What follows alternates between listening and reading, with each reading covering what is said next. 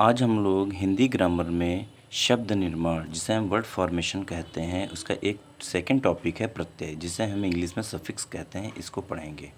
ये जो सफिक्स होता है, प्रत्यय होता है, ये बहुत ही इम्पोर्टेंट है और हिंदी ग्रामर में ये आपकी चाहे वो प्राइमरी क्लास हो या जूनियर क्लास हो या इंटर क्लास हो, हाई स्कूल हो या ऑल कंपटीशन सीरीज़ हो या कोई भी क्लासेस हो जहाँ पर आप कंपटीशन की तैयारी कर रहे हैं, उन सभी में ये बहुत ही यूज़फुल होने वाला है। तो प्रत्यय और उपसर्ग में बच्चों को बहुत डाउट रहता है कि उपसर्ग क्या होता है, प्रत्यय क्या होता है।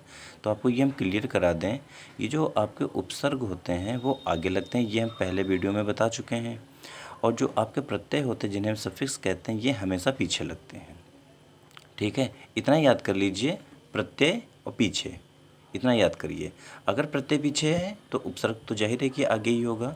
तो आप ऐसे याद कर सकते हैं कि प्रत्यय हमेशा पीछे लगते हैं, पी से प्रत्यय और पी से पीछे, इतना याद कर लीजिए।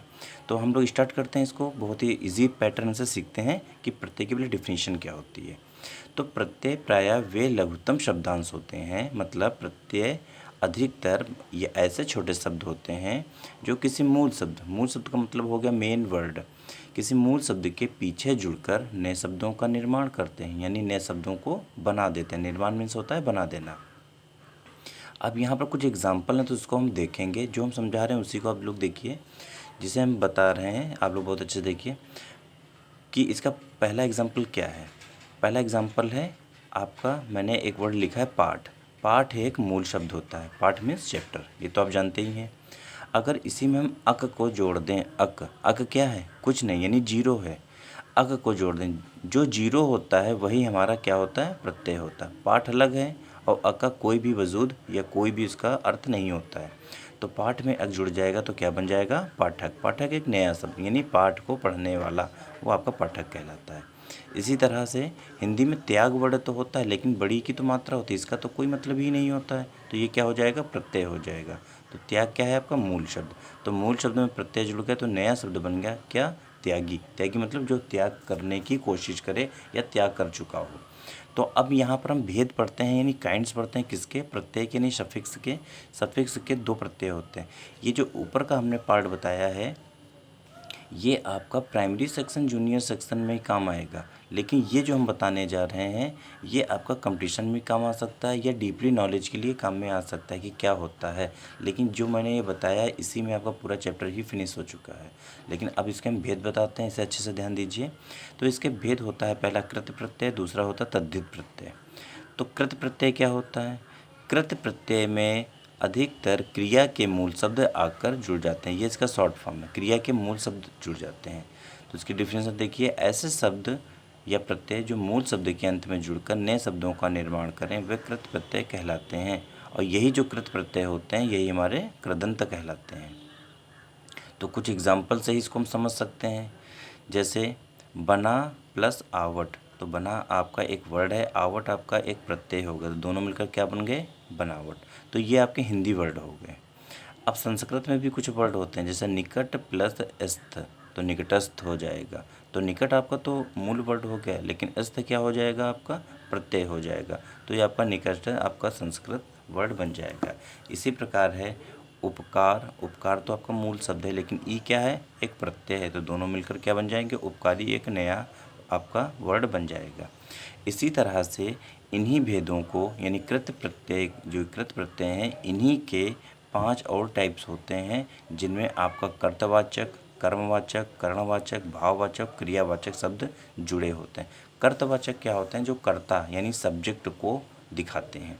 कर्मवाचक जो हमारे कर्म को दिखाते हैं। करणवाचक जो हमारे संबंधों को दिखाते हैं, मतलब कोई साधन को दिखाते हैं, यानी बीच में कोई मटेरियल यूज़ हुआ है। भाववाचक जो हमारी फीलिंग्स को दिखाते हैं। क्रियावाचक जो हम काम करते हैं, वर्ब, उसको दिखाते हैं। तो पहले कर्तवाच्य में क्या होता है, जो सब्जेक्ट हमारा क्या है, धम प्लस आका, यानी धम तो एक वर्ड होता है, लेकिन आका क्या है, प्रत्यय, दोनों मिलकर क्या हो गया, धमाका। कर्म, अब कर्म मतलब जैसे खेलना वगैरह, तो खिलौनों से ही कोई बच्चा खेलता है, तो खेल प्लस औना। औना आपका प्रत्यय है, ये आपका मूल शब्द है, तो दोनों मिलकर क्या बन जाएगा, खिलौना। खिलौना के द्वारा क्या किया जाता है, खेला जाता है, तो ये हो जाता है हमारा कर्म। कर्मवाचक क्या होता है, कर्म मतलब संबंध। बहुत सारे मार्केट में लोग ठेले पर बहुत सारी चीज़ें बेचते हैं, तो यहाँ पर हमने ठेला ही एग्जांपल लिया। कर्ण मीन्स हो गया साधन, तो ठेला एक साधन है, उनको कपड़े बेचने हैं या सब्जी बेचनी है या फल बेचना है तो ठेले का ही यूज़ करेंगे। अगर ठेला ना हो तो हाथों या बैग में तो पकड़ नहीं सकते हैं, तो ठेला उनके लिए क्या हो गया, साधन हो गया। तो ठेल और प्लस आ मतलब क्या हो गया, ठेला। ये आपका मूल शब्द है, ये आपका प्रत्यय होगा तो ठेला हो गया। इसी तरीके से भाववाचक में मिठास, खटास, कड़वाहट, ये आपके शब्द आ जाएंगे। क्रियावाचक में हम जब काम करते हैं, क्रिया करते हैं, वर्ब, गा मतलब गाना, लेकिन गाने के लिए आपको बॉडी की एनर्जी की ज़रूरत होगी, तो ये हो जाएगा कर, तो गाकर। गाकर क्या होगा, एक क्रिया हो गई। इसी तरह से हम समझते हैं तद्धित प्रत्यय। तद्धित प्रत्यय और कृत प्रत्यय में डिफरेंस ये होता है कि ये प्रत्यय बहुत नॉर्मल टाइप के होते हैं और इनमें क्रिया के मूल शब्द जुड़े होते हैं। ये हमारे क्रिया के ही मूल शब्द हैं, वो चाहे कर्ता हो या कर्म हो, करण हो, भाव हो या क्रिया हो। लेकिन जो तद्धित प्रत्यय होते हैं उनमें हमारी 2-3 चीज़ें एक्स्ट्रा होती हैं जो थोड़ी सी टफ बना देती हैं। जैसे संज्ञा, इसमें संज्ञा आती है, सर्वनाम आता है और अव्यय। तो संज्ञा, सर्वनाम, अव्यय के अंत में जो प्रत्यय जुड़ जाएं उन्हें हम तद्धित प्रत्यय कहते हैं। जैसे इसका एक एग्जाम्पल है, मानो प्लस ता इक्वल मानवता। मानो क्या है आपका संज्ञा, लेकिन ता क्या है प्रत्यय, दोनों मिलकर क्या बन जाएंगे, मानवता। ये एक नया शब्द बनेगा, इसमें आपकी भाववाचक दिख रहा है तो ये तद्धित प्रत्यय हो गया। लघु प्लस ता इक्वल लघुता। लघु क्या है यानी छोटा, छोटा क्या है आपका विशेषण है और ता आपका प्रत्यय हो गया। नया शब्द क्या बन जाएगा, लघुता। ये आपका लघुतावाचक हो गया, यानी जो मीजर्स को दिखा दे, यानी कम, छोटा, बड़ा, इसको दिखा दे। नंबर 3 आपका है लेख प्लस का इक्वल लेखक। तो लेख आपका कर्तवाचक है, मतलब जब आप लिखते हैं यानी काम करते हैं, यानी कर्ता उसमें प्रधान है, का प्रत्यय हो गया। लेखक आपका नया शब्द बन गया, तो ये क्या कहलाएगा, हमारा कर्तवाचक, यानी करने वाला मेन प्रधान है। नेक्स्ट हम देखते हैं चाचा प्लस एरा इक्वल चचेरा। तो चाचा क्या है, चाचा हमारे पापा के भाई हैं, हमारे पिताजी के भाई हैं, यानी इनसे संबंध हमारा दिखना है। और एरा क्या हो गया, हमारा प्रत्यय होगा, तो चाचा हमारा मूल शब्द हो गया। तो चाचा प्लस एरा मिलकर क्या बनेगा, चचेरा। चचेरा एक नया शब्द है। चचेरा हमारा भाई भी हो सकता है, बहन भी हो सकता है, हमारे दोनों के बीच में क्या है, संबंध है भाई बहन का, तो ये संबंधवाचक कहलाएगा। नेक्स्ट है प्यास प्लस आ इक्वल प्यासा। प्यास एक विशेषण शब्द है और आ क्या है आपका प्रत्यय है, तो दोनों मिलकर क्या बन जाएंगे, प्यासा है, नया शब्द हो जाएगा हमारा प्यासा।